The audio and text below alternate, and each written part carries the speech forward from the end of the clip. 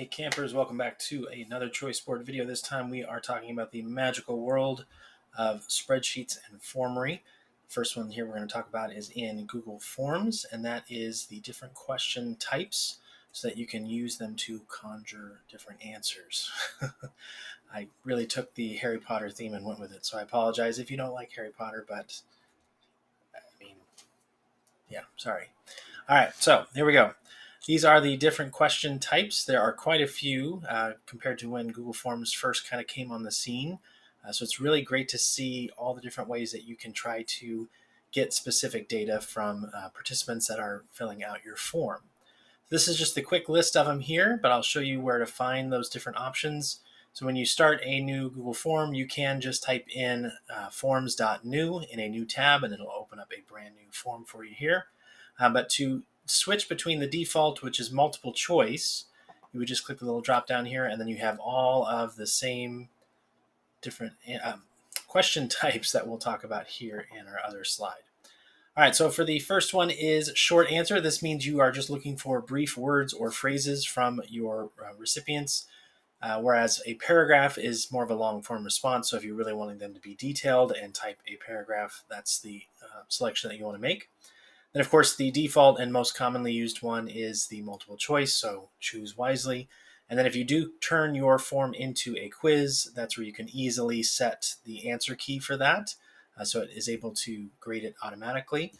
And I'll show you that real quick while we're at it. So if you wanted to make this a quiz, you would go to Settings, and you would just check this box here, or turn on this little slider that says make this a quiz.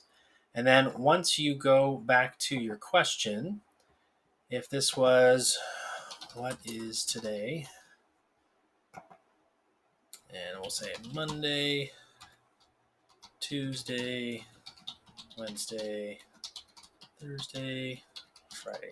Sometimes it pops up with suggestions at the top, then you can just kind of autofill those in. All right, so let's say I had this question and I wanted to set the answer key. I would click on answer key, and then I would say, well, today's actually Friday. Woo-hoo.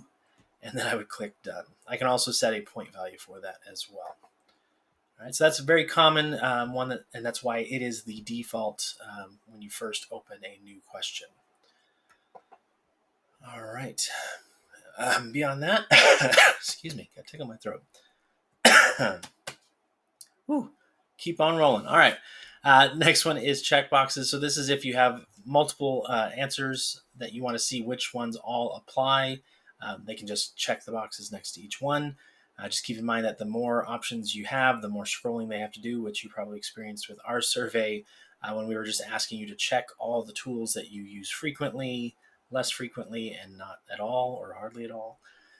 So that's a good way to see a wide variety of answers. The next one, though, is if you're just wanting them to select one and not have to have a lot of scrolling, that's when you would want to use the drop down where they have a little arrow they click and it gives you the full list. They find the one that they need, and then the list disappears because they've selected their one option from the list. If you wanted to have people submit some sort of file to you, whether it's a Google Drive file of some sort or a picture upload, a screenshot, something that provides evidence for their answering their question or your question, or just being able to provide a resource to you, you would insert the file upload option. And there's a couple different settings on that. So let me try one here. I'm going to click add a question, and I'm going to go to file upload. And you'll see this one, you have to continue here because there we go. You can set specific file types. So if you are wanting them to only be able to submit an image or a PDF, so you have these options here. You can also set the number of files that they can put as a maximum, as well as the file size. So it can go up to 10 gigabytes worth of information that you're trying to get from them. So you probably don't need that very often. Probably the sweet spot here is 100 megabytes or 1 gigabyte at most. But again, it just depends on the purpose of your form. And then it's automatically going to generate a Drive folder for all of those files so that you have a place to access them all at once. You'll also have a clickable link in the response sheet attached to the form once you generate it. that you can click on those files as well. All right, moving on down the list. The next one here is we have a linear scale. So this is kind of your typical, 0 to 5.